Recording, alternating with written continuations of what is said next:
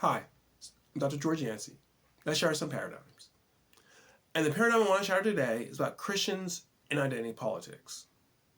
Now, you may or may not have seen some of my other videos where I talk about identity politics.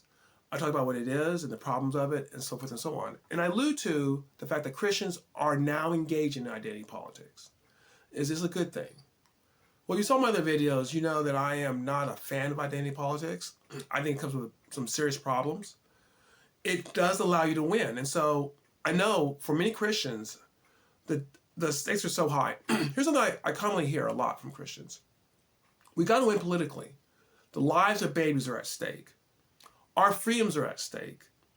The formation of the family is at stake. Now, I'm not disagreeing that if these Christians lose their political battle, that some of the negative things they're worried about will come to pass.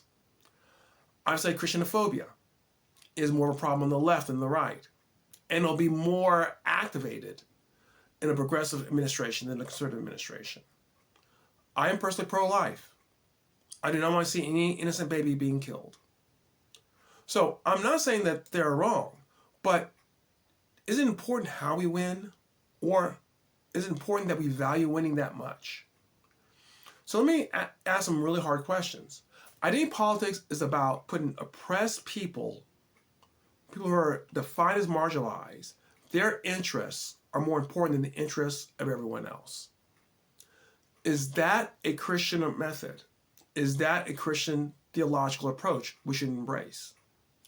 Do we put the interests of Christians above everyone else? Is one thing to fight for something that's good for society?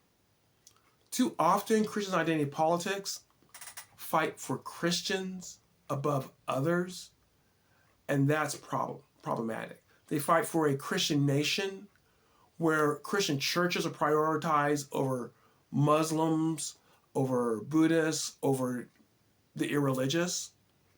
Is that what we should be fighting for? Should we not be winning the hearts and minds, but not by overpowering them, but by appealing to them? Is that not the way we should do it as a Christian? Some questions I ask. Here's another aspect of identity politics that we should really consider. As you might know, if you've seen some of my videos, I talk about how human depravity is a core element that differentiates us from secular individuals. Okay, fair enough. Identity politics, though, it falls into thinking that we have all the answers. Our group is not depraved. Those oppressors, they're the depraved ones, and they're the ones we have to stop. Is that a Christian approach? Is that an approach that we as Christians should adopt? Or should we not in humbleness recognize that sometimes we are the ones who are depraved and we do things that are sinful, that harm others, that can oppress others? It seems to me that there should be a humbleness that we don't have when we engage in identity politics. I believe as Christians, we are called to bring people together in community, not to drive the polarization I see too often in identity politics. So, theologically, identity politics does not match up with a basic theological understanding of what I believe we should be as Christians. Okay, so if we're called to this sort of community, how do we engage in it? There are things as Christians we stand for regardless of anything, especially within our own churches. And we have every right to fight to protect our churches when people intrude in and to not face discrimination. As someone who's studied Christianophobia, I'm committed to fighting against Christianophobia when it is unfair.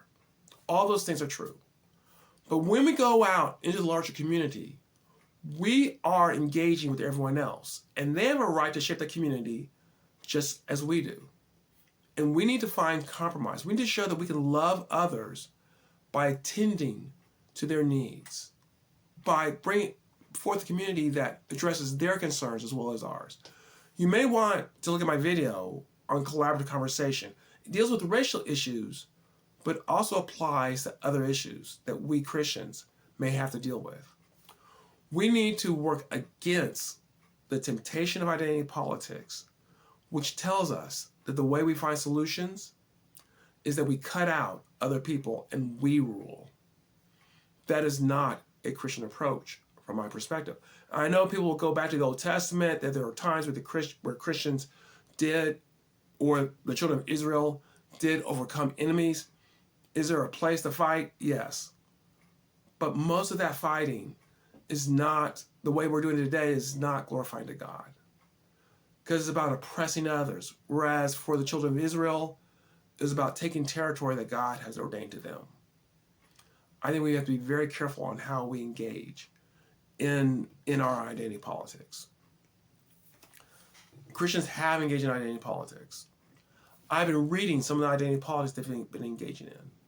They are engaging in the same problems I see on the left. They are engaging in demonizing of other people. They're engaging in seeing others as heretics who do not agree with them 100% of the time. They're engaging in a win at all costs perspective, and we'll pay the same price as those on the left. A lot of the critiques of leftist identity politics was on the mark. And it's on the mark when we apply it to Christian identity politics. I understand the temptation of identity politics. It is a winning formulation in many ways. But winning at all costs is not what I believe we're called to be. Winning in a way that's glorifying to God and brings people in rather than alienates them because we won by demonizing them. That is not where we should be at. Does this shatter some paradigms? Some paradigms of how Christians use identity politics in order to demonize others, in order to engage in activities that normally we would shun and push away? If it does, then I hope you think about some of the things I've said. If you enjoyed this video, please subscribe or like it at least. Tell others about it.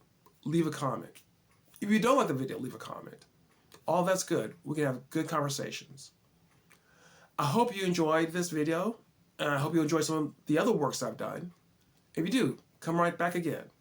We can shatter some more paradigms.